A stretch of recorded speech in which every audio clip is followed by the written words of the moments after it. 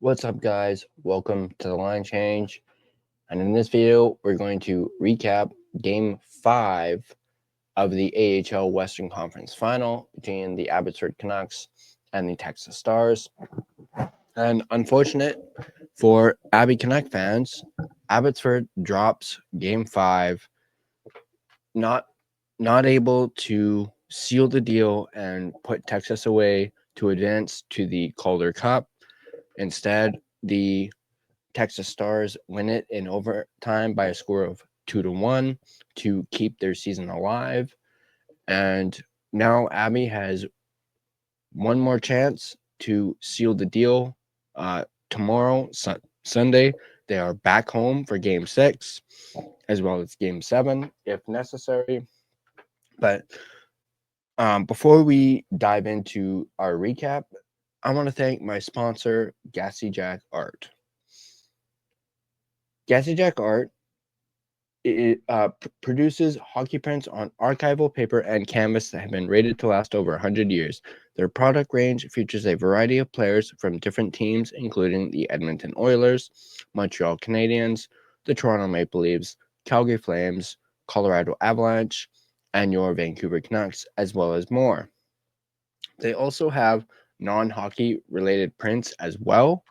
So go ahead and check them out, gassyjackart.com. And right now they have a buy two, get two free sale going on. It's a great sale. It's, you essentially get 4 prints for the price of 2. I myself have taken advantage of this deal and am currently awaiting for more prints. So go ahead and check them out, gassyjackart.com. You're not going to regret it. And speaking of Gassy Jack Art, I don't know if you guys can see, but way up there is one of my prints right there. But let's get started on this recap. Of course, this recap is brought to you by our friends at Canucks Army, in particular Dave Hall. Who wants to win on the road anyway? Am I right? The table was set for the Abbotsford Canucks to take the series and punch their ticket to their first Calder Cup finals on Friday night in Cedar Park, Texas. One more win was all it would take. It was a low-scoring affair that saw Archdeep Baines light the lamp for the first time this playoffs. Unfortunately, the Texas Stars had a different script in mind. On Friday, the desperate team dodged elimination thanks to their backup goalie, an untested backup, starting his first game of the Western Conference Finals. Yes, the Stars played spoiler, striking early in overtime to keep their postseason alive. Mercifully, the series switches back to Abbotsford, where the Canucks will have 2 stabs at advancing. Excuse me. Let's take a look at our starting lineup. The Canucks' lines mainly remained unchanged, the lone change being Sammy Blais replacing Ty Glover in his return to the lineup after a 1-game layaway. Blais lined up on the 4th line alongside Chase Waters and Dino Gambits. The big news came on the opposite end with Stars' head coach Neil Graham starting backup netminder Magnus Hellberg over Remy Poirier, whom Hellberg replaced midway through Game 4 after giving up 4 goals on just 11 shots. For the Canucks, it was Artur Silovs getting the nod. You had your first line of DiGiuseppe, Sasson, and Carlson. Your second line of Baines, Mueller, and Klimovich. Your third line of Nielsen, Kara, and Smith. And then your fourth line of Blais, Waters, and Gambits. Then you had your first D pairing, which was Breezewall and Kudratsev. Then you had Wolanin and Mancini. And then, of course, you had Hirose and Wu. And as we mentioned, Artur Silovs in net. Let's take a look at the first period. The Abbotsford Canucks kicked things off by nearly snagging the opening goal off a crash bang play at the net front. As 2 forwards stirred chaos, Akito Hirose's point shot nearly redirected past Texas's towering 6'6" netminder Hellberg. As a consolation prize, the Canucks snagged the game's first power play with Archdeep Baines drawing a hooking penalty against Artu Hiri. Unfortunately, the Canucks were unable to capitalize on the advantage. Right as the game reverted to even strength, the Canucks took a penalty of their own. If you've been keeping tabs on this Calder run, you know that this has been quite the theme for this series in particular. The team's penalty kill had been incredible heading into the series, boasting a 97.5% success rate. That efficiency has turned on its head in the series. Through 5 games, the club has allowed 4 goals on 16 opportunities, which is a 75% PK rate. Since heading to Texas, the club is 4 for 11, a lowly 63.4% PK success rate. Justin Hirakawian's 4th power play tally of the series put Abbotsford in an early hole for much of the night. Texas would score to make it 1-0. As we mentioned, Justin Hirakawian from Matej Blomel and Kyle Capobianco.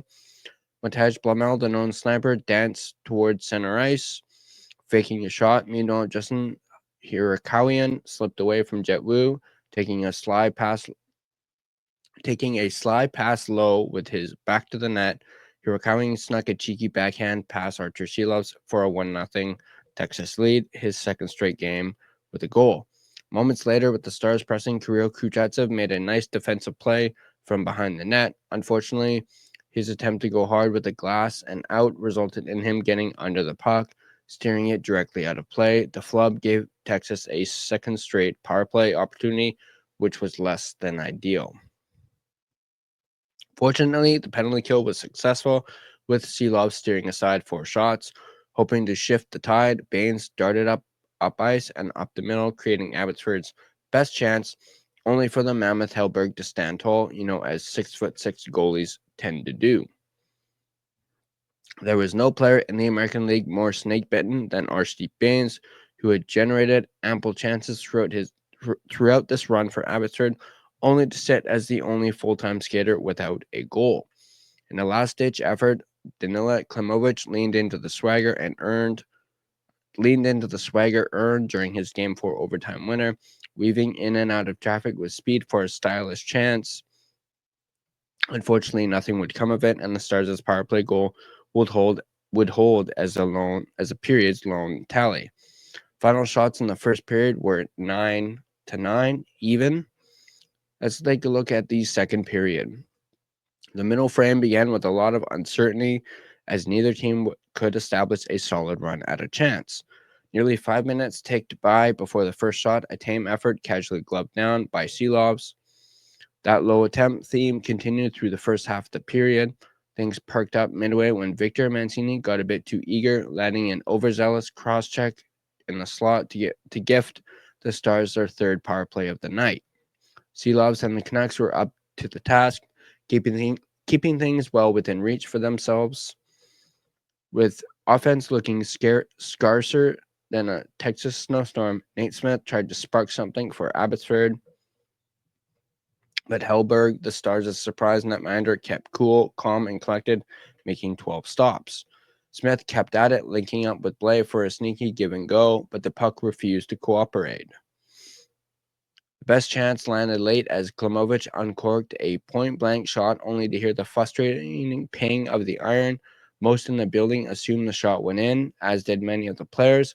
It started with Christian Wallinen's solo hustle, feeding Mancini at the blue line. Mancini tossed the puck on net, and the rebound dropped to Klimovich, who couldn't outsmart the post. The Canucks finally grabbed the reins in the second half, hogging the chances late.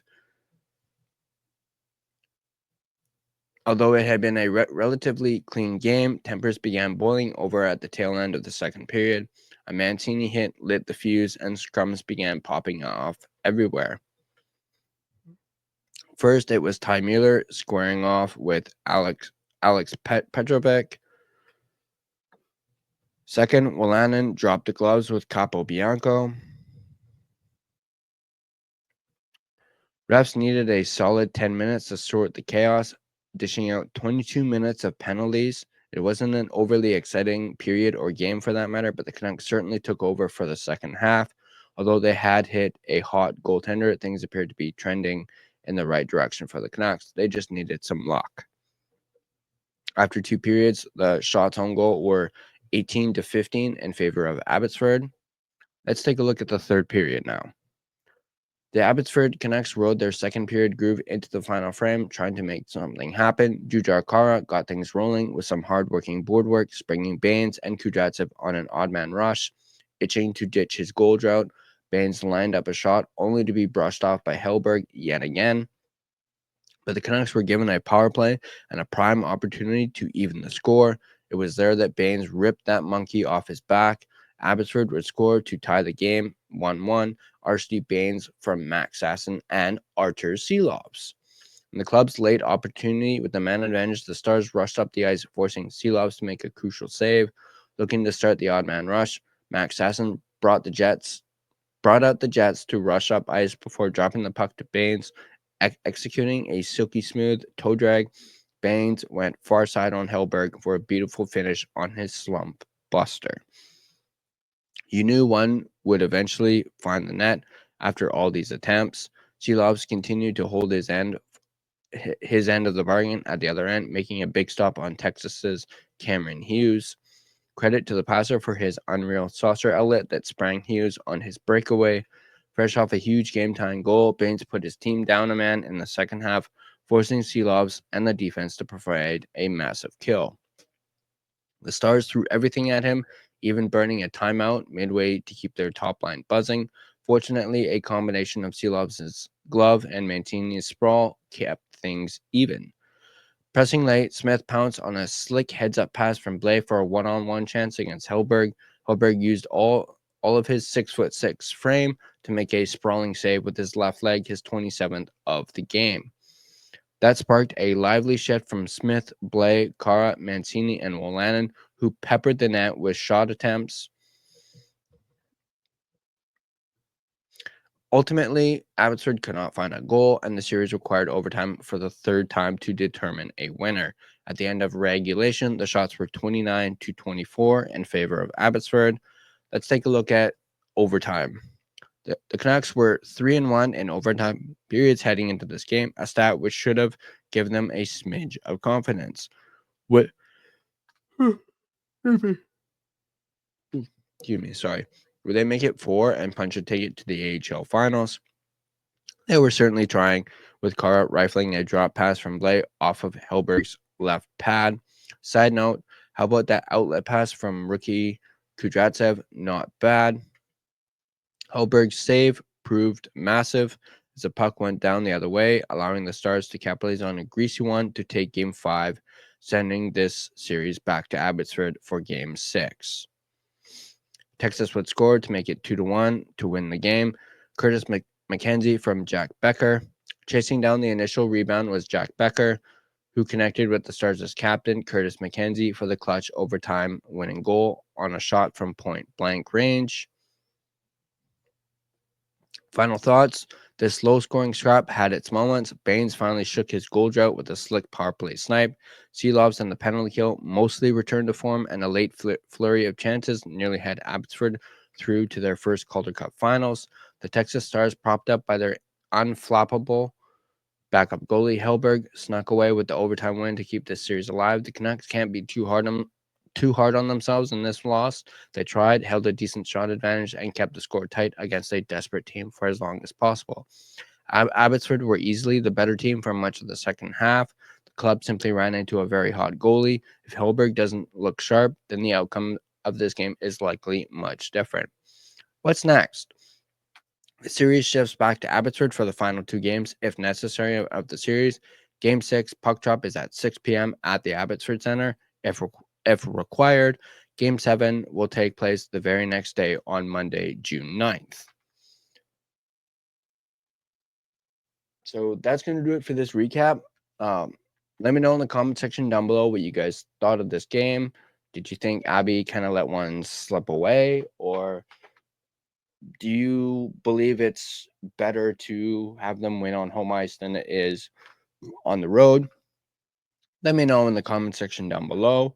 And as always, if you guys like this video, be sure to hit that like button. And if you want to stay up to date on all your Canucks content, whether that's Vancouver Canucks or the Abbotsford Canucks, be sure to smash that subscribe button and turn on your notifications so you don't miss a single video.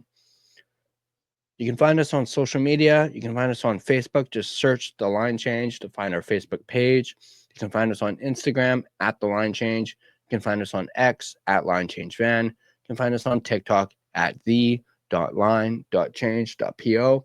Feel free to give us a follow on all of our social media platforms. If you prefer an audio version of this podcast, you can find us on Spotify and Apple Podcasts. On Spotify, once again, feel free to give us a follow as well as rate and review us. It is, of course, greatly appreciated. But that's going to do it for me in this video. As always, let's go Canucks, let's go Abby, and I'll see you guys in the next video.